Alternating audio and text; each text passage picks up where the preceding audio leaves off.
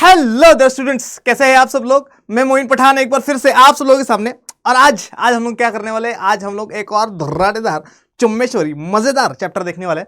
और इस चैप्टर का नाम है the crisis of democratic order. Challenge of nation building अपन ने देखा, एरा ऑफ पार्टी डोमिनेंस अपन ने देखा, पॉलिटिक्स ऑफ प्लान डेवलपमेंट अपन ने देखा, इंडियाज एक्सटर्नल रिलेशंस या फॉरेन पॉलिसी अपन ने देखा। लास्ट चैप्टर बहुत इंपॉर्टेंट था, challenges to and the restoration of the Congress system. Congress को दोबारा से उभरते हुए देखा हम लोगों ने 1971 के इलेक्शंस में। आज हम लोग करने वाले हैं क्राइसिस ऑफ डेमोक्रेटिक ऑर्डर। और क्राइसिस ऑफ डेमोक्रेटिक ऑर्डर में हम लोग देखेंगे कि किस तरीके से कांग्रेस का संतुलन फिर से बिगड़ जाता है, क्या क्या प्रॉब्लम्स आती है, उन सब चीज़ों के बारे में देखने वाले हम लोग, है ना। इंदिरा गांधी इस टाइम पीरियड में डिक्टेटर की तरह काम करने वाली है, इमरजेंसी लगने वाली है ना। क्या क्या होता है इन सारी की सारी टाइम पीरियड में, उन सब चीज़ों की बात करेंगे अपन। आप सबका स्वागत करता हूं मैं सीयूटी अड्डा 24/7 पर, जो कि आप लोगों के लिए लेकर आता है बहुत सारे इंपॉर्टेंट सीयूटी से रिलेटेड वीडियोस, सीयूटी के हर सब्जेक्ट की वीडियोस, बहुत सारे शॉर्ट्स, बहुत सारे नोटिफिकेशंस, बहुत सारे अपडेट्स। और आप सबकी हेल्प करता है आपके एग्जाम में मार्क्स को रेस करवाने में और आपका एग्जाम क्लियर करवाने में। तो आइए स्टार्ट करते हैं, देखते हैं हमारे पास क्या क्या है। तो बैकग्राउंड ऑफ इमरजेंसी। तो इमरजेंसी अगर कोई पूछे कि कब लगी थी, तो 1975 में लगी थी। लेकिन उससे पहले क्या क्या हुआ था, ये जरा उसके बारे में बात करते हैं। Since 1967 Indira Gandhi had emerged as a towering leader with tremendous popularity. ठीक है, तो हम सबको पता है कि इंदिरा गांधी पहले प्राइम मिनिस्टर बनी थी 1966 से लेकर 1967। ठीक है, फिर दोबारा प्राइम मिनिस्टर बनी फ्रॉम 1967 टू 1970। 1971 में दोबारा से इलेक्शंस हुए और 1971 में हम लोगों ने इनको तीसरी बार प्राइम मिनिस्टर बनते हुए देखा। तो 1971 से लेकर 1977 तक ये टाइम पीरियड चलने वाला है। तो आप लोगों के दिमाग में आ रहा होगा कि सर 5 साल का ही टाइम पीरियड होता है, ये 6-7 साल कैसे इन्होंने रूल किया, 6 साल कैसे रूल किया, है ना। तो इमरजेंसी का 1 साल है तभी ये क्या करेगी, रूल करेगी। और 1967 से, खासकर 1967 के बाद से, जब से इन्होंने प्रो पुअर काम करने स्टार्ट कर दिए थे, है ना, गरीबों के लिए काम करने स्टार्ट कर दिए थे। 10 पॉइंट प्रोग्राम ये लेकर आई थी, 20 पॉइंट प्रोग्राम ये लेकर आई थी। तो उसकी वजह से इनका जो हाइट है इन पॉलिटिक्स और इनकी जो पॉपुलैरिटी है वो बहुत ज़्यादा बढ़ती चली गई है। आइए उसी के बारे में हम लोग बात करेंगे। This period also witness tensions in the relationship between the government and the judiciary. इसी टाइम पीरियड में क्या हो रहा है, गवर्नमेंट और जुडिशरी की भी आपस में ज़्यादा बन नहीं रही है। तो क्यों नहीं बन रही है, देखो हुआ क्या था कि इंदिरा गांधी कुछ अमेंडमेंट्स करना चाहती थी, कुछ चेंजेस करना चाहती थी कॉन्स्टिट्यूशन में। किसमें, हमारे संविधान में, हमारे कॉन्स्टिट्यूशन में। ठीक है सर, क्या चेंजेस करना चाहती थी, चेंज करना चाहती थी article 31 of the Indian constitution. और article 31 of the Indian constitution जो है ये बात करता है राइट टू प्रॉपर्टी के बारे में, राइट टू प्रॉपर्टी के बारे में। जैसे कि हम सब लोगों को पता है कि फंडामेंटल राइट्स जो है उसको, उसके साथ छेड़खानी करी जा नहीं सकती है ना। फंडामेंटल राइट्स को अपन छेड़ नहीं सकते, ठीक है। लेकिन राइट टू प्रॉपर्टी का सीन ये था, एग्जाम्पल के तौर पे मान लो कि ये एरिया मेरा है और इस एरिया में मेरा घर है और मेरे अलावा किसी और का घर नहीं है। ठीक है, सरकार एक दिन आती है, गवर्नमेंट आती है, गवर्नमेंट कहती है कि यहाँ पर रोड बनाना है हम लोगों को, 6 लेन लंबा रोड बनाना है। ठीक है, और ये जो रोड बनेगा ये आपके घर के रास्ते से जाएगा। ठीक है, तो आपको यहाँ से घर हटाना पड़ेगा। ठीक है, और इसके बदले सरकार कह रही है कि आपका जितना भी अमाउंट बनता है आपके जगह का, घर का, एक्सेट्रा एक्सेट्रा, उसके 3 गुना 4 गुना पैसा देने के लिए हम लोग रेडी है।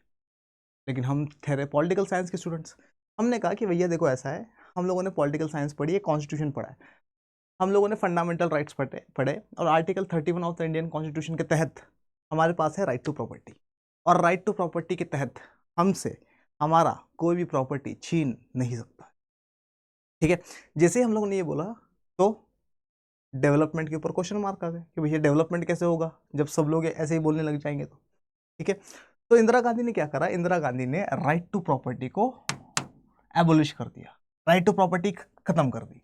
और हम सबको पता है कि जुडिशरी जो है it is the guarantor of the constitution. Judiciary ने कहा कि नहीं भैया ऐसा नहीं किया जा सकता, है ना, फंडामेंटल राइट्स को हटाया नहीं जा सकता। अब जब जुडिशरी ने कहा फंडामेंटल राइट्स को हटाया नहीं जा सकता, इंदिरा गांधी ने फंडामेंटल राइट को हटा दिया, तो कन्फ्लिक्ट देखने को मिल रहा है हम लोगों को किसके किसके बीच में, इंदिरा गांधी और जुडिशरी के बीच में। ठीक है, या फिर हम लोग ऐसे बोले पार्लियामेंट और जुडिशरी के बीच में हम लोगों को कन्फ्लिक्ट देखने को मिल रहा है। ठीक है सर, तो अब इसका हुआ क्या 1973 में एक केस आता है और इस केस का नाम है द केशवानंदा भारती केस। और केशव नंद भारती केस में यही डिस्कस हो रहा था कि क्या फंडामेंटल राइट्स के साथ पार्लियामेंट छेड़खानी कर सकती है, ठीक है, क्या फंडामेंटल राइट्स को हटाया जा सकता है डीपीएसपी को लागू करने के लिए, है ना। तो केशवानंद भारती केस 1973 हुआ और केशवानंद भारती केस में जुडिशरी ने, सुप्रीम कोर्ट ने ये माना कि हाँ, पार्लियामेंट जो है वो कॉन्स्टिट्यूशन के किसी भी चीज को अमेंड कर सकती है, किसी भी चीज को चेंज कर सकती है, किसी भी चीज को निकाल सकती है, कोई भी चीज ऐड कर सकती है, लेकिन पार्लियामेंट के पास कॉन्स्टिट्यूशन के बेसिक स्ट्रक्चर को हिलाने का अधिकार नहीं है ना। They don't have the right to remove the basic structure of the Indian constitution, ठीक है। तो पार्लियामेंट जो है, केशवानंद भारती केस का जो वर्डिक्ट आया, उसने बोला कि basic structure of the constitution के साथ छेड़खानी, इसके साथ छेड़खानी नहीं किया जा सकता, ठीक है सर, ये तो समझ में आ गया। लेकिन basic structure of the Indian constitution है क्या, है ना, जैसे राइट टू इक्वेलिटी है, इसके साथ छेड़खानी नहीं हो सकती है। राइट अगेंस्ट डिस्क्रिमिनेशन है, इसके साथ छेड़खानी नहीं हो सकती है। राइट टू रिलीजन है, इसके साथ छेड़खानी नहीं हो सकती है ना। और क्या, बाकी जितने भी राइट्स है जो कोर है हमारा कॉन्स्टिट्यूशन का, उसके साथ छेड़खानी नहीं कर सकते। लेकिन हमें कैसे पता चलेगा सर कौन सी चीज़ basic structure of the Indian constitution है और कौन सी चीज़ basic structure of the Indian constitution नहीं है। तो इसमें बड़ी अच्छी बात बोलता है सुप्रीम कोर्ट। सुप्रीम कोर्ट कहता है कि भैया गारंटर ऑफ द कॉन्स्टिट्यूशन मैं हूँ, सुप्रीम कोर्ट, ठीक है। जब भी तुम्हें प्रॉब्लम आए कि कौन सी चीज़ basic structure of the constitution है और कौन सी नहीं है, तो मुझसे आके पूछ लेना, मैं बता दूंगा, ठीक है। ये तो एक केस था जब पार्लियामेंट और जुडिशरी जो है आपस में टकराए। दूसरा केस प्रीवी पर्स वाला अपन पढ़ के आ चुके हैं लास्ट चैप्टर में। तो प्रीवी पर्स वाले में क्या सिस्टम था, प्रीवी पर्स में भी तो यही था कि इंदिरा गांधी ने वीवी गिरी को कहकर, हुआ तो प्रेसिडेंट देन, वीवी गिरी को कहकर ऑर्डिनेंस लाए थे, है ना, क्या करने के लिए, प्रीवी पर्स को खत्म करने के लिए। और सुप्रीम कोर्ट ने स्ट्रक डाउन कर दिया था उसको। सुप्रीम कोर्ट ने कहा था कि ऐसा ऑर्डिनेंस नहीं लाया जा सकता। समझ में आ गया। 1971 में जब दोबारा सरकार बन जाती है इंदिरा गांधी की, तो इंदिरा गांधी क्या करती है, इंदिरा गांधी प्रीवी पर्स को एबॉलिश कर देती है कंप्लीटली, ठीक है। दो चीज़ की। तीसरी एक और बड़ी खतरनाक चीज़ होगी जिसके बारे में हम लोग आगे बात करेंगे, ठीक है। Appointment of the chief justice of India के बारे में बात करेंगे अपन, ठीक है। तो होता क्या है, 1974 की बात है। 1974 में आप सबको पता है चीफ जस्टिस ऑफ इंडिया कौन होता है। Chief justice of India supreme court का हेड होता है। Chief justice of India, he is the head of the supreme court. आप लोग मुझे वीडियो के नीचे कमेंट सेक्शन में बताना who is the present chief justice of India, ठीक है। अब ये जो चीफ जस्टिस ऑफ इंडिया है, इनको कैसे अपॉइंट किया जाता है, सीनियोरिटी के बेसिस पर, मतलब एज की बेसिस पर। जिसकी एज सबसे ज़्यादा होगी उसको अपन चीफ जस्टिस ऑफ इंडिया बना देंगे, है ना। एग्जाम्पल के तौर पे आज अगर हम लोग बात करें तो हमारे सुप्रीम कोर्ट में 34 जजेस है ना। 33 हमारे पास सुप्रीम कोर्ट के जजेस है, एक बंदा चीफ जस्टिस ऑफ इंडिया, ठीक है। ये जो चीफ जस्टिस ऑफ इंडिया होता है वो मोस्ट सीनियर जज होता है, यानी कि सबसे ज़्यादा एज वाला जज होता है, ठीक है। ठीक है सर, यहाँ तक तो समझ में आ गया, कोई दिक्कत नहीं है। आगे बताइए सर, हुआ क्या था 1974 में, इंदिरा गांधी ने A.N. रे को चीफ जस्टिस ऑफ इंडिया बना दिया था। He became the chief justice of India, CJI of India in 1974।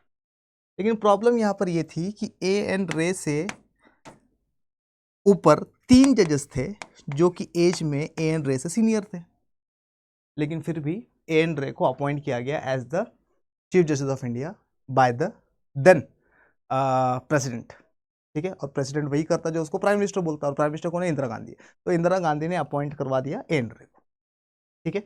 तो ये वाला सिस्टम हो गया। तो जुडिशरी और पार्लियामेंट के बीच में, या स्पेसिफिकली पर्टिकुलरली अगर हम लोग बात करें तो जुडिशरी और इंदिरा गांधी के बीच में बहुत प्रॉब्लम्स आ रही है इस टाइम पे, ठीक है। चलो आगे आते हैं। The Supreme Court found many initiatives of the government to be violative of the Constitution, and the Congress Party took the position that this stand of the court was against principles of democracy and parliamentary supremacy, ठीक है। तो supreme court ने कई बार कहने की कोशिश करी कि भैया कांग्रेस पार्टी जो कर रही है वो ठीक नहीं है। कांग्रेस पार्टी क्या कर रही है, प्रीवी पर्स खत्म कर रही है, ऑर्डिनेंस लेकर आ रही है ना, जुडिशरी को कंट्रोल करना चाहती है, फंडामेंटल राइट्स को एब्रीज कर दिया जाता है, एक्सेट्रा एक्सेट्रा, ठीक है। आगे आते हैं। The split in the Congress, आप लोग बताएंगे मुझे वीडियो के नीचे कमेंट सेक्शन में कि कांग्रेस में स्प्लिट कब आया था।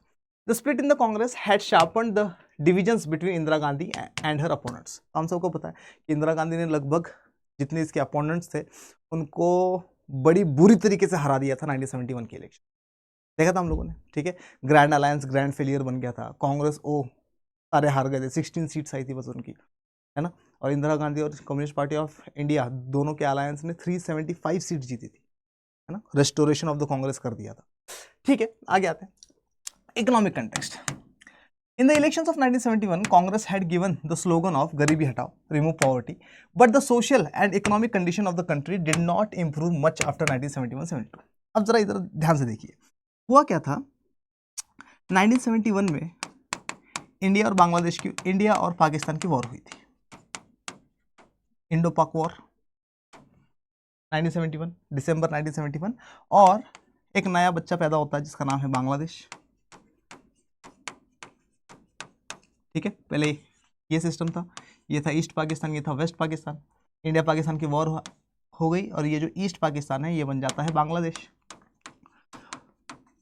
और अभी अभी नई नई इलेक्शन जीत कर आई थी इंदिरा गांधी। 1971 में इंदिरा गांधी इलेक्शन जीती फेब में। ठीक है, दिसंबर आते आते इंदिरा गांधी ने पाकिस्तान के 2 टुकड़े कर दिए और ईस्ट पाकिस्तान बन गया बांग्लादेश। तो इंदिरा गांधी की जितनी पॉपुलैरिटी थी वो और ज्यादा ऊपर चली गई। ठीक है, एक तो ये चीज हुआ। इसके साथ साथ 1972 में यानी कि अगले ही साल स्टेट इलेक्शंस भी होने, और इन स्टेट इलेक्शंस में हर जगह कांग्रेस आर की सरकार बनती है। क्यों? क्योंकि पॉपुलैरिटी इतनी हाई हो गई है। 1971 में तो गरीबी हटाओ के नारे पे इलेक्शन जीती, और 1972 के स्टेट इलेक्शंस में हर जगह कांग्रेस जीत रही है, क्योंकि वॉर में हम लोगों ने पाकिस्तान को हरा दिया। ठीक है, इसके बाद शिमला कॉन्फ्रेंस होती है 1972, जिसके बारे में अपन ने इंडियाज फॉरेन पॉलिसी या इंडियाज एक्सटर्नल रिलेशंस में बात करी थी। अब जरा ध्यान सुनना, होता क्या है, जब भी वॉर होती है ना तो वॉर में लगता है पैसा, और इंडिया की इकोनॉमिक कंडीशन इतनी अच्छी नहीं थी अभी तक। क्यों? अभी अभी तो अपन डेंजरस डिकेड से बाहर निकल के आए थे, जस्ट बाहर, और वॉर हो गई। वॉर में बहुत पैसा लग गया। ठीक है, वॉर में पैसा लगने की वजह से इकोनॉमी फिर से गिर गई। ठीक है, और इसके साथ साथ एक और बड़ी खतरनाक चीज ये हुई कि अरब वर्ल्ड की लड़ाई हो गई। किसके साथ? इजराइल के साथ। 1973 जब अरब वर्ल्ड की लड़ाई हो गई इजराइल के साथ, सर इससे हमारा क्या लेना देना? हम लोग तेल कहाँ से लाते हैं, ऑयल कहाँ से लाते हैं? अरब वर्ल्ड से। और ये जो अरब वर्ल्ड है जहाँ से हम लोग ऑयल इंपोर्ट कर रहे हैं, इसका सीन क्या है? इनका पैसा खर्च हो रहा है अरब वर्ल्ड का इजराइल के साथ लड़ाई की वजह से। तो इन लोगों ने ऑयल के प्राइसेस बढ़ा दिए। क्या किया इन लोगों ने? ऑयल प्राइसेस इंक्रीज कर दिए। जब इन लोगों ने ऑयल के प्राइसेस इंक्रीज कर दिए तो इंडिया में हर चीज की प्राइस बढ़ने स्टार्ट हो गई। हर एक चीज की प्राइस बढ़ने लग गई इंडिया में।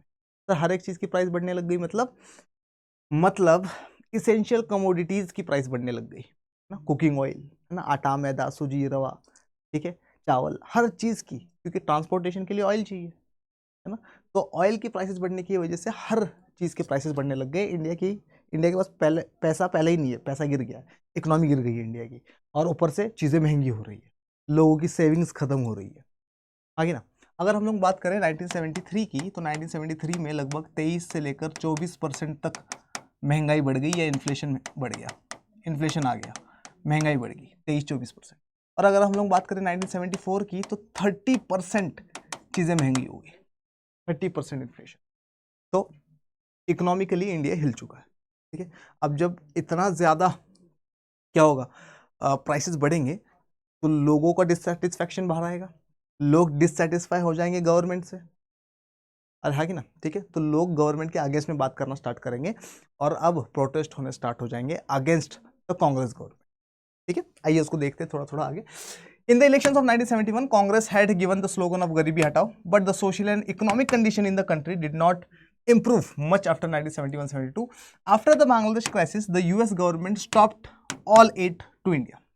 बांग्लादेश क्राइसिस के बाद यूनाइटेड स्टेट्स ऑफ अमेरिका ने हम लोगों को हेल्प करनी बंद कर दी। पहले वो दे रहा था ना, चावल दे रहा था हम लोगों को, वीट वगैरह दे रहा था हम लोगों को, वो भी बहुत बेकार क्वालिटी की, है ना, जो कि पिग्स को दी जाती थी उस टाइम पीरियड में।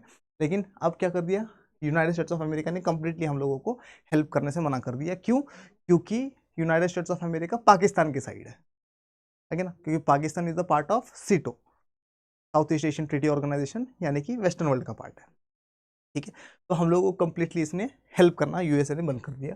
Industrial growth was low and unemployment was very high, particularly in the rural areas. ठीक है, इंडस्ट्रियल ग्रोथ नहीं हो रहा है बिल्कुल भी, बेरोजगारी ही बेरोजगारी फैली हुई है हर जगह, और ऐसे टाइम पीरियड में प्राइस राइज हो रहा है। ठीक है, मॉनसून फेलियर भी होगा। देखो जरा क्या बता रहा है। Monsoons failed in 1972-73, which resulted in sharp decline in agricultural productivity. देख क्या बता रहा है, मानसून फेल हो गया, मानसून नहीं हुआ। अब मानसून नहीं हुआ तो monsoon is the backbone of Indian agriculture. जब मानसून नहीं हो रहा है तो मानसून नहीं होने की वजह से क्या हो रहा है, क्रॉप्स फेल हो रहे हैं।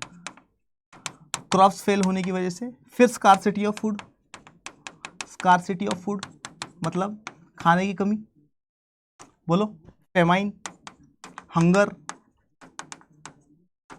पहले ही फूड कम है हमारे पास, United States of America food अब दे नहीं रहा है। ठीक है, और इसी टाइम पीरियड में अरब इजराइल वॉर भी स्टार्ट हो गई है। तो क्योंकि चीज़ें कम है इस वजह से पहले ही महंगी हो रही है ना। जब डिमांड ज़्यादा होती है और सप्लाई कम होता है तो महंगाई बढ़ती है, महंगाई बढ़ती है, ऑफकोर्स महंगाई बढ़ती है। ठीक है, प्लस हुआ क्या, ऑयल के प्राइसेस बढ़ गए, उसकी वजह से महंगाई और ऊपर उठ जाएगी। तो हम लोग देखा 1973 और 74 में कितने प्राइसेस बढ़ रहे थे। ठीक है, आगे आते हैं। Prices increase by 23% in 1973 and 30% in 1974 that caused much hardship to the people. और इस वजह से लोग जो है बहुत प्रॉब्लम में आ गए। There was also an increase in the activities of Marxist groups who had taken to arms and insurgent techniques for the overthrow of the capitalist order and the establishment of and to establish a political system. अब जरा ध्यान सुनो, इसी time period में नेक्सलाइट्स का भी rise हो रहा है, जिसके बारे में अपन आगे बात करेंगे, नेक्सलिज्म का। ठीक है, 1967 के बाद से हो रहा है, उसके बारे में बात करेंगे, क्या नेक्सलिज्म है, क्या उनका आइडिया था उसके बारे में। These are known as the Marxist Leninist, now Maoist groups or Naxalites were particularly strong in West Bengal। चलो नेक्सलिज्म के बारे में समझ ही लेते हैं। नेक्सलाइट्स क्या है, ध्यान सुनो। है क्या चीज कि वेस्ट बंगाल में दार्जिलिंग हिल्स डिस्ट्रिक्ट में एक विलेज है जिसका नाम है नक्सल, विलेज का नाम है। ठीक है, यहाँ पे जो फार्मर्स थे ये लोग टैक्सेस वगैरह से बहुत परेशान थे, मॉनसून फेलियर से बहुत परेशान थे और बार बार गवर्नमेंट को हेल्प मांग रहे थे, और गवर्नमेंट या आसामीज गवर्नमेंट इनकी हेल्प करने से इनको हेल्प नहीं कर पाई। ठीक है, अब जब इनकी हेल्प नहीं हुई फार्मर्स की, जब इन फार्मर्स की हेल्प नहीं हुई तो फार्मर्स ने कई बार पुलिस स्टेशन जाकर बोला कि टैक्सेस कम करवाइए, हमारी हेल्प करिए, मॉनसून नहीं है, इरिगेशन फैसिलिटी प्रोवाइड करिए, और क्या, fertilisers, urea, insecticide, pesticides, weedicides, ये सब कुछ प्रोवाइड करिए हमें, लेकिन इनकी हेल्प नहीं हो पाती। जब इनकी हेल्प नहीं हो पाती है तो ये लोग कहते हैं कि यार अब ये गवर्नमेंट जिसकी वजह से हमारे लोग मर रहे हैं, है ना, ये जिंदा नहीं रहेगी। ठीक है, और इन लोगों ने, इन फार्मर्स ने उठा लिए आर्म्स। ठीक है, और इनको हेल्प करने के लिए पहुंच गए कम्युनिस्ट पार्टी वाले, communist party of India, Marxist वाले लोग। ठीक है, और communist party of India Marxist दो हिस्सों में बढ़ गई इस टाइम पीरियड में। एक बन गया communist party of India Marxist, और एक नई पॉलिटिकल पार्टी बनी जिसका नाम है communist party of India Marxist Leninist. ये जो communist party of India Marxist Leninist है, इन लोगों ने वायलेंस करना स्टार्ट कर दिया। समझ आ रहा कि नहीं आ रहा? ठीक है, अच्छा, ये जो communist party of India Marxist Leninist है, इसका जो फाउंडर है उसका नाम है चारू मजुमदार। चारू मजुमदार, तो चारू मजुमदार जो है ये नेक्सलिज्म का फाउंडर माना जाता है, या फिर यही वो बंदा था जो क्या लोग कहता है कि भैया आर्म्स उठाओ और मारना शुरू करो हर एक गवर्नमेंट ऑफिशियल को। ठीक है, और ये नेक्सलिज्म जो है वो फैलता चला जाएगा, और आज इतना फैला हुआ है, इतना फैला हुआ है कि 9 स्टेट्स एंड 75 डिस्ट्रिक्ट्स में हम लोगों को नेक्सलिज्म की प्रॉब्लम देखने को मिलती है। ठीक है, तो ये सब कुछ भी उस टाइम पीरियड में हो रहा है। डन, चलिए आगे आते हैं। Prices increase by 23% in 1973 and 30% in 1974 that caused much hardship to the people. There was also increase in the activities of Marxist। अरे तो पढ़ लिया अपन ने, वापस क्यों आ रहा है ये? ठीक है, आगे आते हैं गुजरात एंड बिहार मूवमेंट्स। अब जरा ध्यान सुनिए, क्योंकि प्राइस राइज बढ़ प्राइस राइज हो रहा था, आगे ना। तो जनवरी 1974 में, जनवरी 1974 में गुजरात के जो ह्यूमैनिटीज पढ़ने वाले स्टूडेंट्स हैं, इन लोगों ने आवाज उठाई, इन लोगों ने प्रोटेस्ट करना स्टार्ट कर दिया। जनवरी 1974 गुजरात में प्रोटेस्ट स्टार्ट हुए। तो कौन कर रहा है प्रोटेस्ट? स्टूडेंट्स कर रहे हैं। तो ये स्टूडेंट्स प्रोटेस्ट है, और इन स्टूडेंट्स प्रोटेस्ट के साथ जाकर मिलेगा अपोजिशन। सर अपोजिशन मतलब वो लोग जो 1971 के इलेक्शंस हार गए, 1972 के इलेक्शंस हार गए, तो वो लोग जाकर क्या कर रहे हैं? इन स्टूडेंट्स के साथ आवाज उठा रहे हैं अगेंस्ट द गवर्नमेंट कि भैया प्राइसेस कम करो, बहुत ज़्यादा प्राइसेस है, इतने प्राइसेस थोड़ी होते हैं, 24% हाइक, 30% हाइक प्राइसेस में। ठीक है, तो गुजरात में स्टूडेंट्स प्रोटेस्ट कर रहे हैं, और इस प्रोटेस्ट का जो हेड होगा उनका नाम होगा मोरारजी देसाई। याद आया Morarji Desai? He was the chief minister of Bombay. ठीक है, और क्या, 1966 जो सीक्रेट बैलेट हो रहा था, तो सीक्रेट बैलेट के टाइम पीरियड में भी मोरारजी देसाई वॉज अगेंस्ट इंदिरा गांधी, है ना, और डिप्यूटी प्राइम मिनिस्टर ये बन जाते, प्राइम मिनिस्टर इंदिरा गांधी बन जाती, लेकिन प्रीवी पर्स के इशू पर छोड़ के चले जाते हैं ये कांग्रेस को। याद आया? ठीक है, और बाद में कांग्रेस ओ का पार्ट बनते हैं। ठीक है, तो इनका मोरारजी देसाई जो है ये क्या है, ये इनके लीडर बनेंगे। 1975 आते आते या फिर जून 1975 आते आते ये लोग डिमांड करने लग जाते हैं, मोरारजी देसाई वगैरह वगैरह, कि भैया गुजरात में दोबारा से फ्रेश इलेक्शंस करवाओ, गुजरात में फ्रेश इलेक्शंस करवाओ। और जून 1975 में यहाँ पर गुजरात में दोबारा से फ्रेश इलेक्शंस होते हैं, गुजरात में इलेक्शंस होते हैं, और इन गुजरात के इलेक्शंस में इंडियन नेशनल कांग्रेस आर, या सिर्फ कांग्रेस बोलो, ये हार जाती है। तो इससे हम लोग क्या पता चल रहा है? इससे हम लोग पता चल रहा है कि लोग डिससेटिस्फाई है कांग्रेस, क्यों? Due to price rise. ठीक है, पहले चीज तो ये। दूसरा, दोबारा पीछे चलते हैं, जनवरी 1974 में गुजरात प्रोटेस्ट हुए, लीडर मोरारजी देसाई। गुजरात वाले स्टूडेंट्स को देखकर मार्च 1974 में दोबारा प्रोटेस्ट होने स्टार्ट हुए, और मार्च 1974 में प्रोटेस्ट होने स्टार्ट हुए बिहार में। बिहार के जो ह्यूमैनिटीज पढ़ने वाले स्टूडेंट्स हैं, है ना, लालू प्रसाद यादव वगैरह, ये लोग प्रोटेस्ट करना स्टार्ट कर रहे हैं। ठीक है, तो बिहार में प्रोटेस्ट कब हुआ? मार्च 1974।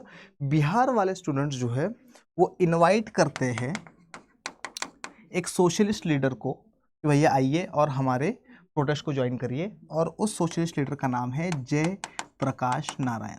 ये वही बंदा है, याद है, जब अपने चैलेंज ऑफ नेशन बिल्डिंग पढ़ा था तो हम लोगों ने देखा था कि जय प्रकाश नारायण वो व्यक्ति है जिसने नेहरू जी के कैबिनेट को ज्वाइन नहीं किया था, even after invitation by the then prime minister Jawaharlal Nehru. ठीक है, तो जयप्रकाश नारायण का क्या सीन है? जयप्रकाश नारायण को बिहार वाले स्टूडेंट्स इनवाइट कर रहे हैं कि आइए और हमारे प्रोटेस्ट का पार्ट बनिए। जयप्रकाश नारायण कहते हैं कि ठीक है, मैं तुम्हारे साथ आने के लिए रेडी हूं, लेकिन दो क्या है मेरी दो शर्तें। मेरी पहली शर्त यह है कि हमारा प्रोटेस्ट नॉन वायलेंट रहेगा। बच्चों ने कहा कोई दिक्कत नहीं है, आइए, नॉन वायलेंट ही रहेगा। इनकी दूसरी शर्त यह है कि यह प्रोटेस्ट बिहार तक लिमिटेड नहीं रहेगा। समझ में आ रहा है कि नहीं आ रहा? तो सिर्फ बिहार तक नहीं रहेगा, बिहार के बाहर भी होगा, आउटसाइड बिहार भी हम लोग प्रोटेस्ट करेंगे। बच्चों ने कहा बहुत बढ़िया बात है, तो आइए हम लोग आपकी दोनों शर्तें मानते हैं। ठीक है, और Jayaprakash Narayan will become the face of the Bihar protest. ठीक है, बिहार वाले लोग भी सेम डिमांड कर रहे हैं, दोबारा से इलेक्शंस करवाओ, लेकिन बिहार में दोबारा से इलेक्शंस नहीं होंगे। ठीक है, इसी टाइम पीरियड में मई 1974 में इंडिया की जो रेलवे यूनियन है, ये लोग भी प्रोटेस्ट करना स्टार्ट करेंगे। और इंडिया की जो रेलवे यूनियन है, इनका जो हेड था, उनका नाम था जॉर्ज फर्नांडिस। क्या नाम था? जॉर्ज फर्नांडिस। तो जॉर्ज फर्नांडिस की लीडरशिप में ये लोग प्रोटेस्ट करना स्टार्ट करेंगे। इनका क्या था सर? जॉर्ज फर्नांडिस का और इनकी जो रेलवे यूनियन था, इनका कहना ये था कि रेलवे में काम करने वाले लोग जो है, इनका एक तो वर्किंग आवर्स बहुत ज़्यादा है। ठीक है, तो वर्किंग आवर्स को कम करा जाए, छुट्टी मिले इन लोगों को, इनको बोनस दिया जाए, पैसे बढ़े इनके। ठीक है, ये जो प्रोटेस्ट है मई 1974, ये 20 दिन चलेगा, लगभग 20 दिन बाद बंद हो जाएगा ये प्रोटेस्ट। और ये प्रोटेस्ट बंद होने का मेन कारण ये था कि इंदिरा गांधी जी और जो कांग्रेस पार्टी है, या उस टाइम पे की जो गवर्नमेंट थी हमारी, उनका कहना यह था कि ये protest illegal protest, railway union ने ये जो प्रोटेस्ट करा जॉर्ज फर्नांडिस के अंडर में मई 1974, ये इलीगल प्रोटेस्ट है। तो पूछा गया कि इलीगल क्यों है प्रोटेस्ट? तो इन्होंने कहा कि यार रेलवेज जो है वो गवर्नमेंट सेक्टर है, गवर्नमेंट की इंडस्ट्री है रेलवेज, ठीक है, और रेलवेज में काम करने वाले लोग वो गवर्नमेंट एम्प्लॉइज है, आगे ना, और गवर्नमेंट वाले लोग गवर्नमेंट के अगेंस्ट में प्रोटेस्ट नहीं कर सकते। तो 20 दिन तक ये प्रोटेस्ट चलेगा और ये प्रोटेस्ट बंद हो जाएगा। तो हम लोगों को क्या देखने को मिल रहा है कि डिससेटिस्फैक्शन फैली हुई है पूरी की पूरी इंडिया में। डन, पक्का, चलो। In January 1974 students in Gujarat started an agitation against rising prices of food grains, cooking oil and other essential commodities and against corruption in high places. अच्छा, ये प्रोटेस्ट जो है करप्शन के अगेंस्ट में भी हो रहे हैं, ठीक है। चलिए आगे आते हैं। Due to protest, assembly elections were held in Gujarat in June 1974. June 1975, the Congress was defeated in this election. ठीक है. In March 1974, students came together in Bihar to protest against rising prices, food scarcity, unemployment, and corruption. After a point, they invited Jay Prakash Narayan to lead the students' movement. ठीक है, कर लिया अपन ने सारा. Jay Prakash Narayan gave a call for total revolution. ये बहुत important है. जय प्रकाश नारायण ने कहा 1975 में जयप्रकाश नारायण ने संपूर्ण क्रांति के बारे में बात करते हैं, ये ना, संपूर्ण क्रांति के बारे में बात करते हैं, टोटल रिवॉल्यूशन के बारे में बात करते हैं। पेपर में क्वेश्चन आता है डायरेक्टली कि टोटल रिवॉल्यूशन के बारे में किसने कहा था, तो जयप्रकाश नारायण का नाम इनसे जुड़ता है, ठीक है। तो Jayaprakash Narayan gave a call for total revolution in the social, economic and political spheres in order to establish what he considered to be true democracy. तो जयप्रकाश नारायण ने कहा कि अगर हमें सचमुच में लोकतंत्र चाहिए तो लोकतंत्र हर जगह होना चाहिए, ठीक है। सोसाइटी में भी लोकतंत्र दिखे, एक जैसे लोग दिखे, ठीक है, सब लोग बराबर दिखे, है ना, लोगों के पास चुनने का अधिकार हो, इकोनॉमिक, है ना, जितना भी बेनिफिट्स आ रहे हैं, पैसे वगैरह आ रहे हैं, वो पैसे सब में इक्वली बटे, ठीक है। और पॉलिटिकल स्फेयर में भी कि भैया कोई भी गवर्नमेंट अनडेमोक्रेटिक नहीं हो सकती, डेमोक्रेसी के हिसाब से चलना पड़ेगा, ठीक है। तो ये सारा के सारा सिस्टम चल रहा था। आगे आते हैं। In 1975, Jayaprakash Narayan led a people's march to the parliament. He was now supported by the non-Congress opposition parties like Bharatiya Janasangh, the Congress O, the Bharatiya Lok Dal, the Socialist Party and others. ठीक है, तो 1975 में इन्होंने क्या करा, इन्होंने parliament तक protest निकाला, क्योंकि इन्होंने कहा था कि बिहार तक लिमिटेड नहीं रहेंगे, हम लोग बिहार के बाहर भी जाएंगे, तो बिहार के बाहर भी जाएंगे। और इन्होंने क्या कहा, इन्होंने जयप्रकाश नारायण का साथ दिया किसने, अपोजिशन पॉलिटिकल पार्टीज ने, ठीक है। बहुत बढ़िया बात है कि अपोजिशन पॉलिटिकल पार्टीज इनका साथ दे रही है, लेकिन अपोजिशन पॉलिटिकल पार्टीज कौन सी होगी, ये होगी कौन सी, नॉन कम्युनिस्ट पॉलिटिकल पार्टी, ठीक है, क्योंकि कम्युनिस्ट पार्टी ऑफ इंडिया तो अलायंस में है कांग्रेस के साथ, ठीक है, तो बाकी लोग सपोर्ट करेंगे। सोशलिस्ट पार्टी करेगी, भारतीय लोकदल पॉलिटिकल पार्टी है इसकी, चौधरी चरण सिंह जी की, है ना, भारतीय जनसंघ पता ही अपने को, Shyama Prasad Mukherjee was the founder. तो अपोजिशन जो है इनका साथ देगा, क्योंकि opposition was defeated in the 1971 and 1972 election.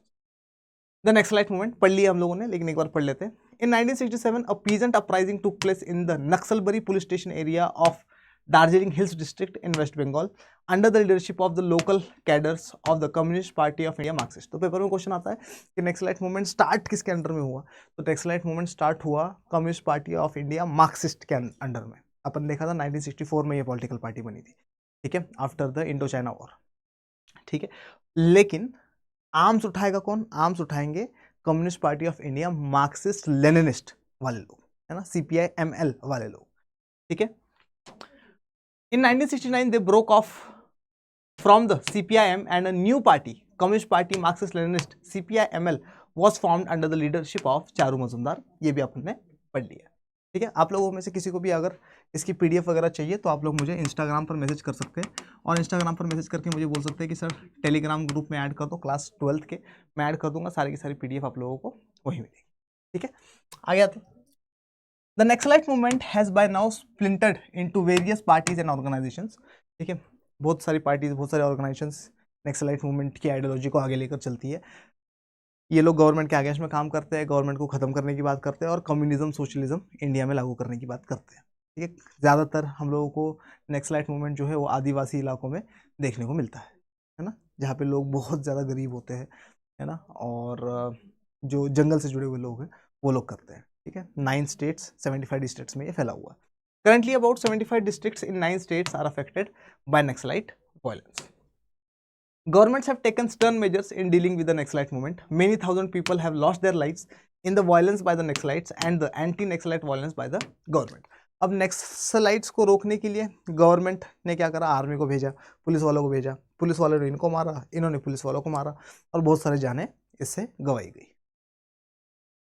ठीक है, रेलवे स्ट्राइक ऑफ 1974 ये भी पढ़ लिया अपन ने। In 1974 the national coordination committee for railwaymen struggle, ये रेलवे यूनियन का नाम है ना, the national coordination committee for railwaymen struggle led by George Fernandes gave a call for nationwide strike by all employees of the railways for pressing their demands related to bonus and service condition. उनका कहना क्या था, salary बढ़ाइए, bonus दीजिए और service conditions को हमारे ठीक करिए। ठीक है, आगे आते हैं। The government declared the strike illegal and arrested many of the leaders. The strike had to be called off after 20 days without any settlement. कोई settlement नहीं हुआ। illegal कहा कि गवर्नमेंट के एम्प्लॉयज गवर्नमेंट के आगे इसमें प्रोटेस्ट नहीं कर सकते और ये 20 दिन बाद स्ट्राइक बंद हो जाती है।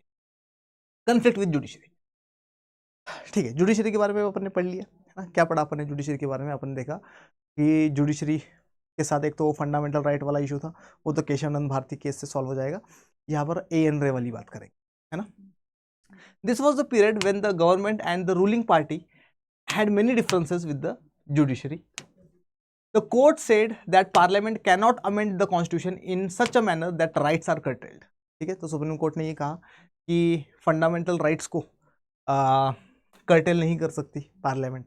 पार्लियामेंट वालों ने कहा कि हम लोग कुछ भी कर सकते हैं ना। Article number 368 of the Indian constitution के तहत पार्लियामेंट के पास पावर है कॉन्स्टिट्यूशन को अमेंड करने की। ठीक है, आगे आते हैं। The parliament amended the constitution saying that it can abridge fundamental rights for giving effect to DPSP, but the supreme court rejected this provision also. ठीक है, तो पार्लियामेंट ने ये कहा कि directive principles of state policies को लागू करने के लिए, डेवलपमेंट के लिए, पॉवर्टी एलिविएशन के लिए हम लोग क्या कर सकते हैं, फंडामेंटल राइट्स को भी रिमूव कर सकते हैं, लेकिन जुडिशरी ने मना कर दिया, इसको भी स्ट्रक डाउन कर दिया।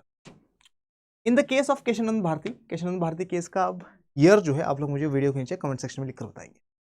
In the case of Kesavananda Bharati the judiciary declared that the parliament can not amend constitutional basic features in a controversial manner. ठीक है, तो केशवानंद भारती केस 1973 में सुप्रीम कोर्ट क्या कहती है कि भैया पार्लियामेंट को जो करना है वो कर सकती है, लेकिन पार्लियामेंट क्या नहीं कर सकती है, पार्लियामेंट जो है basic structure of the Indian constitution के साथ खिलवाड़ नहीं कर सकती किसी भी हालत में। In 1973 in the Kesavananda Bharati case the government set aside the practice to appoint the senior most जज of the supreme Court as the chief justice and appointed justice N Ray as the chief justice of India. ठीक है, तो 1973 में मैंने क्या बताया था आप लोगों को, 73-74 है, देख लेना एक बार। ठीक है, तो होता क्या है, हमेशा जो सीनियर मोस्ट जज है उसको चीफ जस्टिस ऑफ इंडिया बनाया जाता है। ठीक है, लेकिन अब हुआ क्या कि सीनियर मोस्ट जज को तो चीफ जस्टिस ऑफ इंडिया नहीं बनाया गया, बल्कि एन रे को बनाया गया, जिसकी वजह से जुडिशरी जो है वो गुस्से में आ गई और जुडिशरी की और इंदिरा गांधी की बिल्कुल भी बन नहीं रही है वापस में। Thus, constitutional interpretations and political ideologies were getting mixed up rapidly। और इसी वजह से हम लोग क्या देखने को मिलता है कि बहुत तनाव का माहौल हो गया था गवर्नमेंट और जुडिशरी के बीच में भी। ठीक है, डिक्लेरेशन ऑफ इमरजेंसी। अब क्वेश्चन ये है कि सर इमरजेंसी क्यों लगाई गई। ठीक है, अब जरा इधर देखिए, हुआ क्या था, 12 जून की बात है, 12 जून 1975। 12 जून 1975 को इलाहाबाद हाई कोर्ट एक वर्डिक्ट पास करता है, एक जजमेंट देता है, और इलाहाबाद हाई कोर्ट के जो जज होते हैं जिनका नाम होता है जस्टिस जगमोहन लाल सिन्हा, जस्टिस जगमोहन लाल सिन्हा, ये एक वर्डिक्ट देते हैं। और ये वर्डिक्ट क्या देते हैं, ये कहते हैं कि जस्टिस जगमोहन लाल सिन्हा का कहना है कि 1971 के इंदिरा गांधी के जो इलेक्शंस थे वो इनवैलिड है। वो क्या है, इनवैलिड है सर, मतलब इलेक्शंस गलत तरीके से जीतेगी। सर क्यों कहा इसने ऐसा, रीजन है इसके पीछे। हम लोग चलते हैं 1971 में इलेक्शंस हो रहे थे, इंदिरा गांधी इलेक्शंस में खड़ी थी रायबरेली से, इंदिरा गांधी के अगेंस्ट में खड़े थे Rajnarain. Indira Gandhi of course election जीत जाती है, राजनारायण इलेक्शन हार जाते हैं, और राजनारायण जाकर इलाहाबाद हाईकोर्ट में कंप्लेंट करते हैं। राजनारायण कहते हैं कि इंदिरा गांधी ने इलीगल तरीके से इलेक्शन जीते। सर इलीगल तरीके से कैसे? देखो, जब भी इलेक्शंस होते हैं ना, तो इलेक्शंस के टाइम पीरियड में आप लोग गवर्नमेंट रिसोर्सेज का इस्तेमाल नहीं कर सकते, ठीक है। एग्जाम्पल के तौर पे, फॉर एग्जाम्पल मैं क्या हूँ, प्राइम मिनिस्टर हूँ, ठीक है, और अब लोकसभा डिसॉल्व हो गई है, तो मैं सिर्फ नाम का प्राइम मिनिस्टर हूँ, और अब इलेक्शंस आने वाले अगले, तो मैं अगर प्राइम मिनिस्टर भी हूँ तो भी मैं गवर्नमेंट का पैसा इस्तेमाल नहीं कर सकता, गवर्नमेंट की गाड़ियाँ इस्तेमाल नहीं कर सकता, गवर्नमेंट के लोग इस्तेमाल नहीं कर सकता, कुछ नहीं कर सकता। समझ में आ गई नहीं है? ठीक है। लेकिन राजनारायण ने कहा कि Indira Gandhi use the government resources. Indira Gandhi ने क्या कर दिया, गवर्नमेंट के रिसोर्सेज का इस्तेमाल करा 1971 के इलेक्शंस में, और जुडिशरी और पार्लियामेंट के बीच में, या जुडिशरी और इंदिरा गांधी के बीच में तनाव तो चल ही रहा था, ठीक है। तो इलाहाबाद हाई कोर्ट ने 12 जून 1975 को इसका जजमेंट दिया और बोला कि भैया इंदिरा गांधी की इलेक्शंस इनवैलिड इलेक्शन है, ठीक नहीं है, ठीक है। मतलब इंदिरा गांधी अब मेंबर ऑफ पार्लियामेंट नहीं रही। प्राइम मिनिस्टर तो अभी भी है, लेकिन मेंबर ऑफ पार्लियामेंट नहीं रही। तो सर अब क्या होगा, तो इंदिरा गांधी को अब विद इन 6 मंथ्स दोबारा से मेंबर ऑफ पार्लियामेंट बनना पड़ेगा।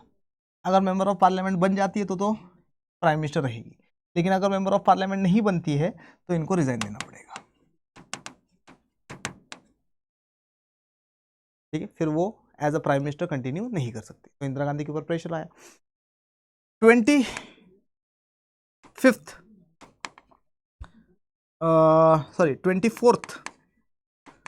जून 1975 24 जून 1975 इंदिरा गांधी चली गई सुप्रीम कोर्ट।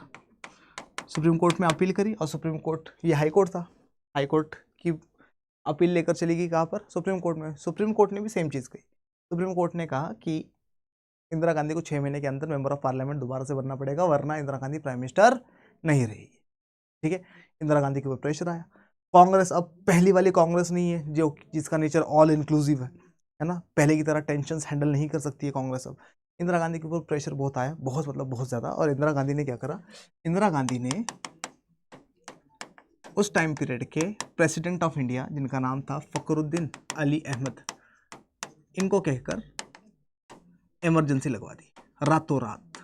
किसी को नहीं पता इमरजेंसी लग चुकी है सिवाय इंदिरा गांधी के और सिवाय Fakhruddin Ali Ahmed the president of India के अलावा, ठीक है। ठीक है सर, समझ में आ गया। अब क्या होगा सर इसमें, इमरजेंसी का मतलब है कि सारी पावर्स आ जाएगी सेंट्रल गवर्नमेंट के हाथ में, ठीक है, और सारे स्टेट गवर्नमेंट्स सस्पेंड कर दिए जाए, ठीक है। अब वही होगा जो इंदिरा गांधी बोलेगी, ठीक है। न्यूज़पेपर्स की लाइट्स वगैरह शट ऑफ कर दी गई, प्रेस सेंसरशिप एक्ट्स वगैरह लगाए गए, ठीक है। अच्छा हुआ क्या, जब सुप्रीम कोर्ट ने ये जजमेंट दिया ना 24 जून 1975, तो जयप्रकाश नारायण और जयप्रकाश नारायण के साथ पूरा की पूरा अपोजिशन, ये लोग प्रोटेस्ट करने पहुंच गए कहाँ, रामलीला मैदान। रामलीला मैदान या रामलीला ग्राउंड जो है दिल्ली में, यहाँ पर प्रोटेस्ट करने लग गए और इंदिरा गांधी का इस्तीफा मांगना स्टार्ट कर दिया।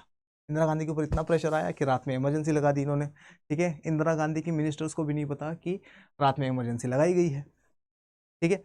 स्पेशल मीटिंग बुलाई जाती है, कौन बुलाता है, इंदिरा गांधी, सुबह 6 बजे special meeting of the council of ministers और of the cabinet of Indira Gandhi, और उनको बोल दिया जाता है कि इमरजेंसी लगा दी गई है, ठीक है। रात को 12 बजे के आसपास लगा दी, 11-12 बजे के आसपास लगा दी गई है, ठीक है। और तुम सब लोगों को बताया जा रहा है कि इमरजेंसी लगा दी गई है, पहली चीज़ ये। और दूसरी चीज़, इंदिरा गांधी जो है, इमरजेंसी तो लगा दी इन्होंने, और सुबह सुबह सबको बताया कि इमरजेंसी लगा दी गई है। हाँ, रीज़न फॉर इमरजेंसी, तो इमरजेंसी का रीज़न इन्होंने बोला कि इंटरनल डिस्टर्बेंसेस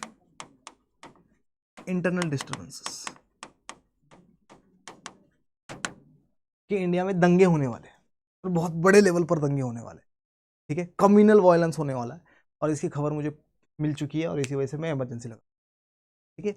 इमरजेंसी या नेशनल इमरजेंसी 3 कारणों से लगाई जा सकती है। एक, वॉर के टाइम पीरियड में नेशनल इमरजेंसी लगाई जा सकती है। एक, इंटरनल डिस्टर्बेंसेस के वजह से लगाई जा सकती है, और एक्सटर्नल एग्रेशन की वजह से लगाई जा सकती है ना, बाहर कुछ ऐसा हो रहा हो जिसकी वजह से इंडिया में प्रॉब्लम आ सकती है, तो तब लॉ एंड ऑर्डर को मेंटेन करने के लिए इमरजेंसी लगा दी जा सकती है। सर क्या सचमुच में दंगे होने वाले थे? नहीं, ऐसा कुछ नहीं था, जबरदस्ती की इमरजेंसी लगाई गई। ठीक है, ठीक है सर, यहां तक तो समझ में आ गया हम लोगों को कि क्या क्या चल रहा है।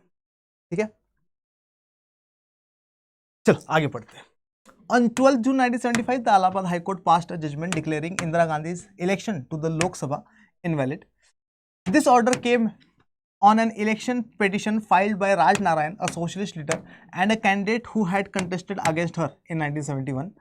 Crisis and response. On 25th June 1975, Jay Prakash announced a nationwide satyagraha for Indira Gandhi's resignation and asked the army, the police, and the government employees not to obey illegal and immoral orders. ठीक है, तो 25 जून 1975 को, 24 जून को supreme court का verdict आया, 25 जून को जयप्रकाश नारायण ने कहा कि भैया अपन नेशन वाइड सत्याग्रह करेंगे। ठीक है, और इंदिरा गांधी से क्या करेंगे? इस्तीफा मांगेंगे, है ना, इंदिरा गांधी इस्तीफा दो, इंदिरा गांधी इस्तीफा दो टाइप्स। और आर्मी को, पुलिस को, गवर्नमेंट ऑफिसर्स को कहा कि भैया इंदिरा गांधी की बात मानने की अब जरूरत नहीं है, इसके ऑर्डर्स नहीं मानने अब। ठीक है, क्योंकि ये इलीगल ऑर्डर्स होंगे। On 25th June 1975, the government invoked Article 352. Article 352 national emergency को कहते हैं। On 25th June 1975, the government invoked Article 352 of the Constitution and declared a state of emergency, citing threat of internal disturbances. और ये बोला गया कि internal disturbances है, लड़ाई झगड़े होने वाले हैं, दंगे होने वाले, इस वजह से हम लोग क्या कर रहे हैं? emergency लगा दे रहे हैं। The Prime Minister recommended the imposition of emergency to President Fakhruddin Ali Ahmed.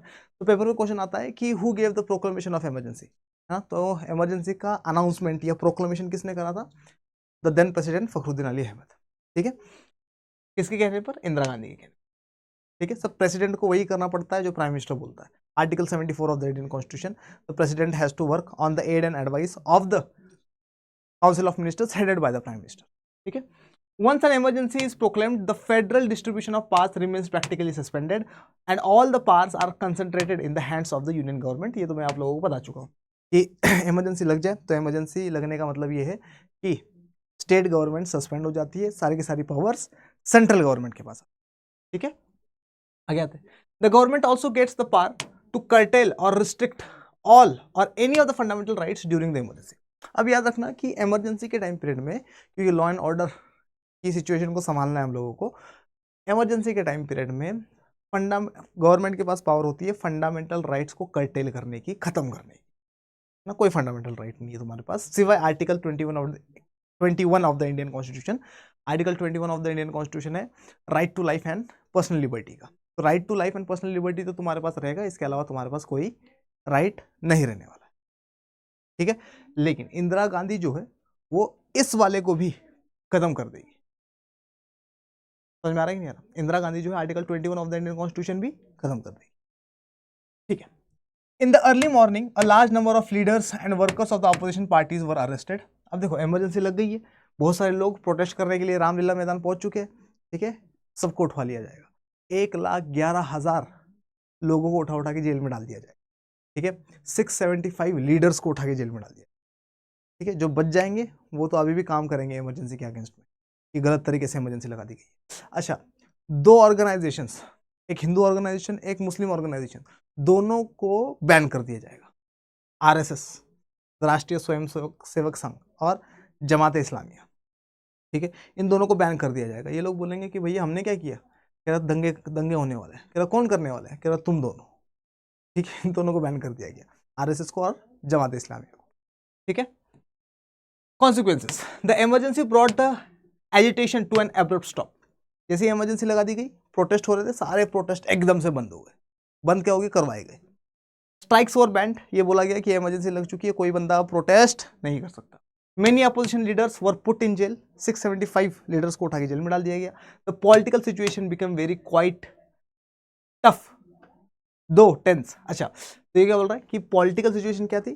शांतता बरकरार रह रही थी और टेंस्ड थी, है ना। इंदिरा गांधी के आगे में तुमने कुछ किया या बोला या फिर लिखा तो तुम्हें उठा के जेल में डाल दिया जाएगा, साफ सीधी बात। The government suspended the freedom of press, press censorship लगा दिया गया, है ना। प्रेस सेंसरशिप का मतलब क्या? कि अगर किसी न्यूज़पेपर को, किसी मैगजीन को कुछ भी छापना है तो उससे पहले गवर्नमेंट को कॉपी दिखानी पड़ेगी। अगर गवर्नमेंट को किसी भी चीज़ पे कोई आपत्ति रहेगी तो उसको हटा दिया जाएगा और फिर चीज़ों को छाप दिया जाएगा। और अगर न्यूज़पेपर में गवर्नमेंट के अगेंस्ट में कुछ लिखा है तो उस दिन न्यूज़पेपर छपेगा ही नहीं, ठीक है। द गवर्नमेंट बैंड द राष्ट्रीय स्वयंसेवक संघ RSS एंड जमात इस्लामिया, ठीक है। The various fundamental rights of citizen stood suspended including the right of citizen to move to the court for restoring their fundamental rights. अब देखो, हमारे फंडामेंटल या हमारे कॉन्स्टिट्यूशन का एक ऐसा आर्टिकल जिसको हम लोग कहते हैं the heart and soul of the Indian constitution. तो heart and soul of the Indian constitution article number 32 of the Indian constitution है कि अगर आप लोगों का कोई भी फंडामेंटल राइट जो है, अगर क्या हो जाता है, अगर आपका कोई भी फंडामेंटल राइट वायलेट होता है, कोई भी फंडामेंटल राइट अगर वायलेट होता है आप लोगों का, तो आप लोग डायरेक्टली सुप्रीम कोर्ट जा सकते हैं आर्टिकल 32 के तहत, और सुप्रीम कोर्ट को बोल सकते हैं कि भैया मेरा फंडामेंटल राइट वायलेट हुआ है, मेरे फंडामेंटल राइट को मुझे रिस्टोर करके दो, ठीक है। इमरजेंसी के टाइम पीरियड में ये वाला आर्टिकल 32 भी खत्म कर दिया गया, ठीक है। आगे आते हैं।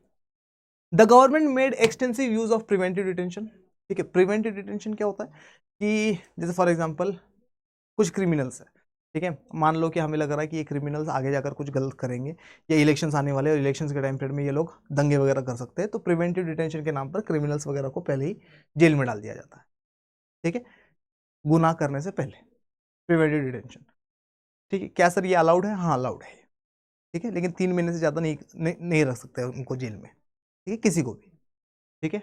जैसे फॉर एग्जांपल गवर्नमेंट को अगर लगे कि तुम जो ये वीडियो देख रहा है, तुम कल के को बॉम्ब स्फोट करोगे, तुम्हें उठा के प्रिवेंटिव डिटेंशन के नाम पर जेल में डाल दिया जाए, ठीक है। केस नहीं हो रहा है, कुछ नहीं हो रहा है, बस प्रिवेंटिव डिटेंशन के नाम पर जेल पे।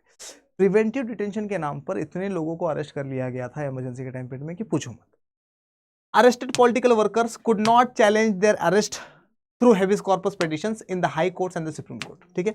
अब जो पॉलिटिकल वर्कर्स जिनको अरेस्ट कर लिया गया है, वो लोग सुप्रीम कोर्ट या हाई कोर्ट भी नहीं जा सकते, क्यों? क्योंकि article 32 of the Indian constitution और article 226 of the Indian constitution, article 32 से तुम डायरेक्टली सुप्रीम कोर्ट जा सकते हो फंडामेंटल राइट्स को रिस्टोर करवाने के लिए, आर्टिकल 226 से हाई कोर्ट जा सकते हो आर्टिकल अपने फंडामेंटल राइट को रिस्टोर करने के लिए, लेकिन दोनों आर्टिकल्स तो क्या कर दिए, कर्टेल कर चुके, है ना। तो तुम कैसे मांग सकते हो जस्टिस? तो किसी को जस्टिस नहीं मिल रहा है इस टाइम पीरियड में। Many political workers who are not arrested in the first wave went underground and organise protest against the government. अब बहुत सारे लीडर्स थे जो अरेस्ट नहीं हुए, वो चले गए अंडरग्राउंड, और अंडरग्राउंड जाकर इन लोगों ने गवर्नमेंट के अगेंस्ट में प्लानिंग करनी स्टार्ट करी, लोगों को जागरूक करना स्टार्ट कर दिया कि भैया देखो ये गवर्नमेंट जो कर रही है बिल्कुल भी ठीक नहीं कर रही है, इंदिरा गांधी ने इमरजेंसी लगाई है अपनी कुर्सी बचाने के लिए, ठीक है। Many journalists were arrested for writing against the emergency and many underground newsletters and leaflets were published to bypass censorship. The parliament also brought in many new changes to the constitution. ठीक है, अब जरा ध्यान सुना, बहुत सारे journalist को arrest कर दिया गया है, ठीक है, और क्योंकि न्यूज़पेपर के थ्रू तो इन्फॉर्मेशन फैल नहीं सकती, तो लीफलेट्स वगैरह के थ्रू इन्फॉर्मेशन फैलाई जा रही थी अगेंस्ट द गवर्नमेंट। दूसरी इंपॉर्टेंट चीज, इस टाइम पीरियड में 42nd amendment act of the Indian constitution आता है। 42nd amendment act of the Indian constitution 1976 आता है। कुछ चेंजेस होते हैं कॉन्स्टिट्यूशन। इंदिरा गांधी सबसे पहला चेंज ये करती है कि प्राइम मिनिस्टर, प्रेसिडेंट और वाइस प्रेसिडेंट, इनके इलेक्शंस को आप लोग चैलेंज नहीं कर सकते।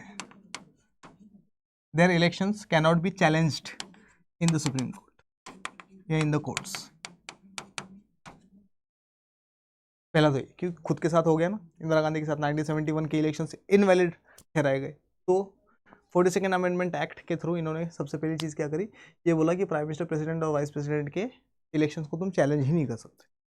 दूसरा खतरनाक चीज़ जो ये लेकर आई, इन्होंने कहा कि मैं लोकसभा के टाइम को, लोकसभा के टेन्योर को, लोकसभा कितने साल के लिए बनता है?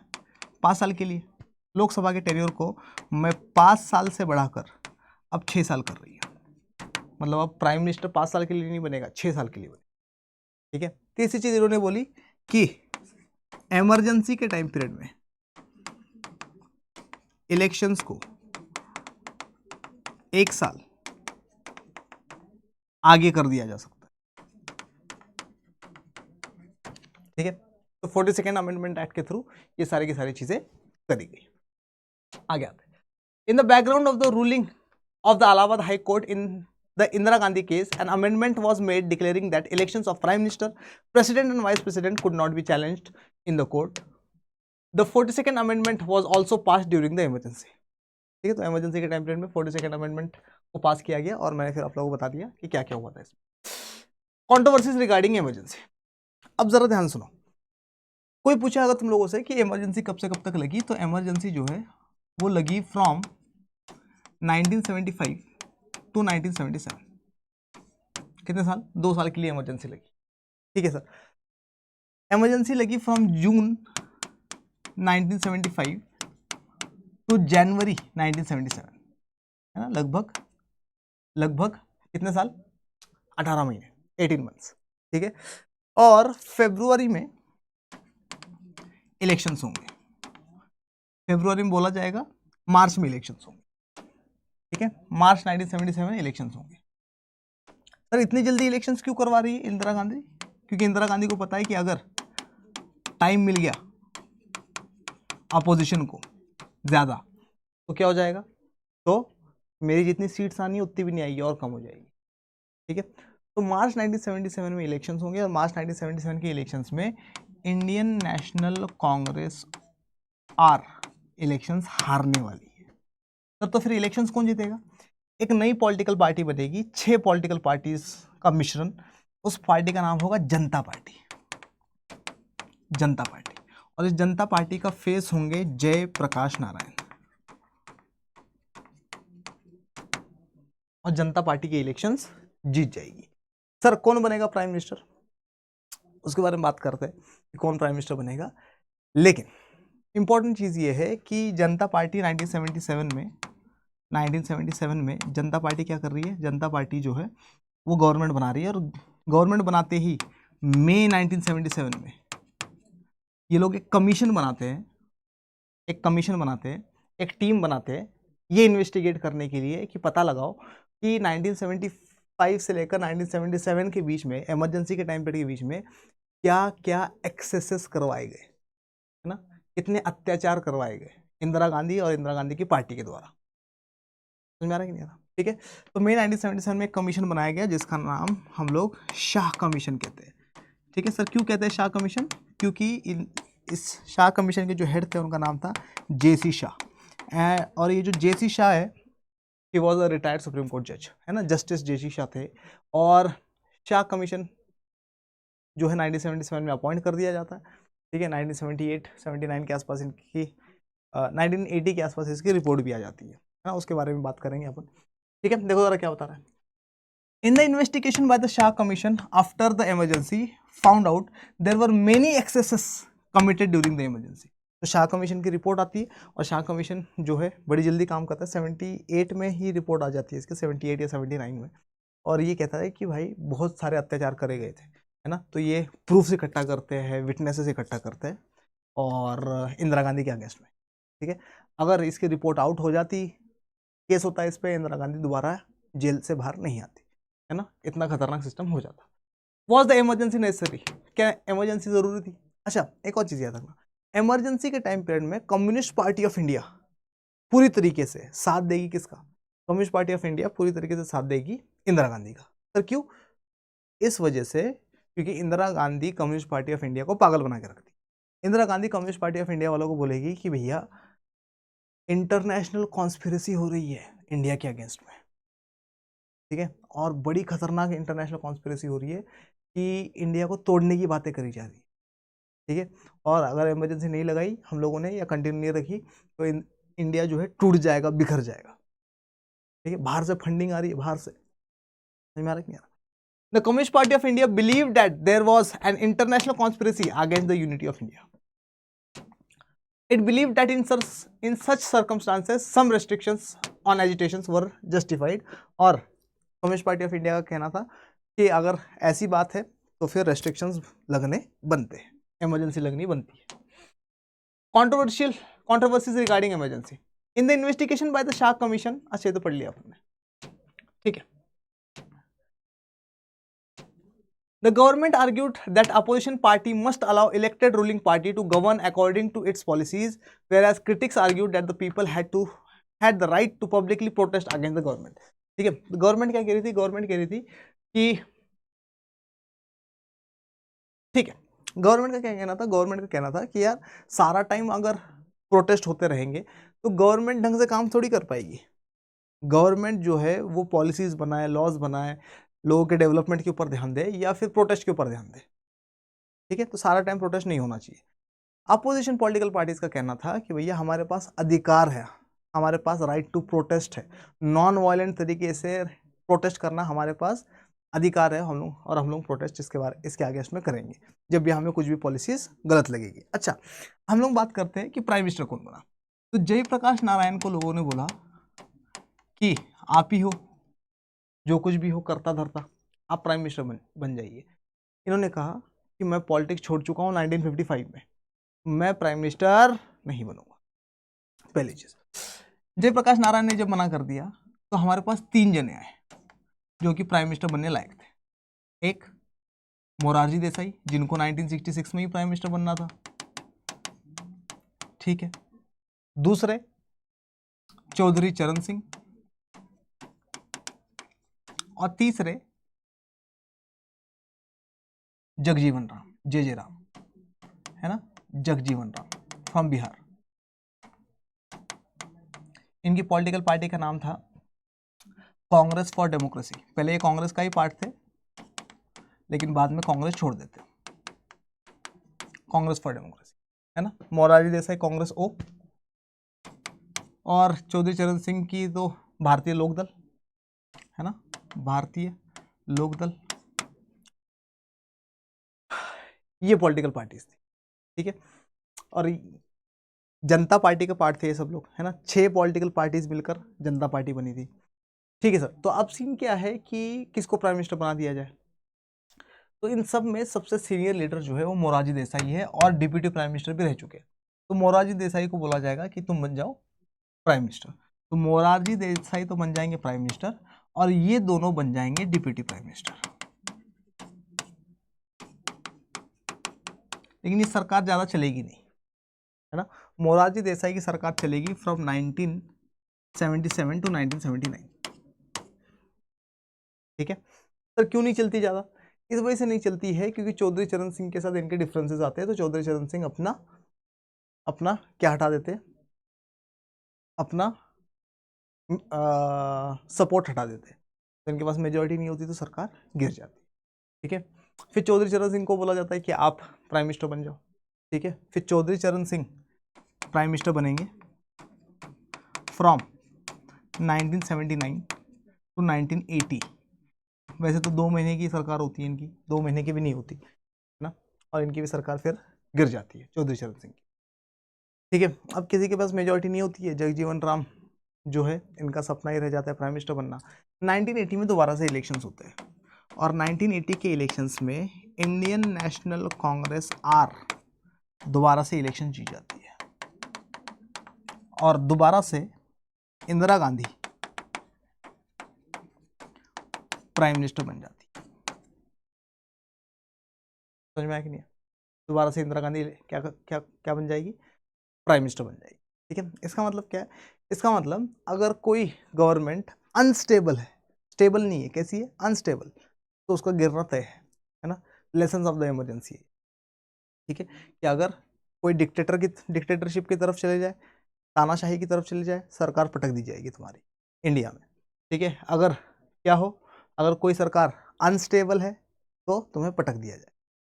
ठीक है, और यहाँ पर हमारा ये वाला चैप्टर क्या हो जाता है?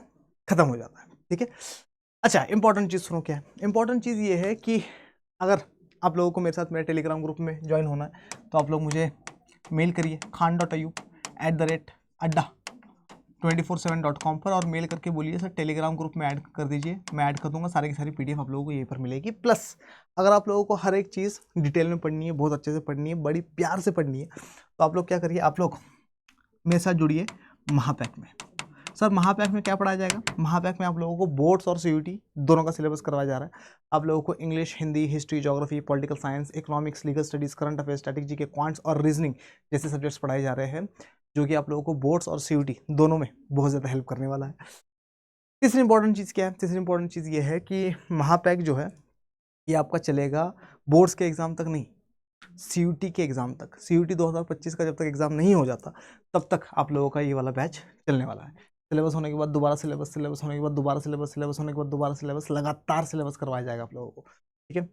एक और इम्पोर्टेंट चीज़ क्या है इसमें, एक और इम्पोर्टेंट चीज़ ये है इसमें कि आप लोग जो है इसमें आप लोगों को टेस्ट सीरीज मिलेगी, मॉक टेस्ट मिलेंगे, है ना। मेरा प्यार तो मिलेगा ही मिलेगा आप लोगों को पॉलिटिकल साइंस में, ठीक है।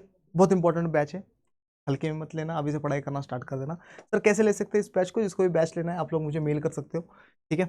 या फिर आप लोग क्या कर सकते हो, आप लोग एक कोड याद रख सकते हो Y742 का, Y742 का कोड इस्तेमाल करिए। जैसे Y742 का कोड इस्तेमाल करेंगे वैसे आप लोगों को 17% से लेकर 20% तक का भारी डिस्काउंट मिलने वाला है। सर कैसे, किस तरीके से ले सकते हैं बैच हम लोग, तो बैच लेने के लिए कुछ नहीं करना, आप लोगों को जाना है Adda247 की वेबसाइट पर, यहाँ जाइए Adda247 लिखिए, जैसे ही लिखेंगे वेबसाइट आ जाएगी, वेबसाइट पे क्लिक करेंगे, ऑल कोर्सेज का ऑप्शन आएगा, इस पर क्लिक करेंगे अपन, UG and PG entrance exam के ऑप्शन पे चले जाइए, CUT UG के ऑप्शन पे चले जाइए, CUT आर्ट्स के ऑप्शन पे चले जाइए।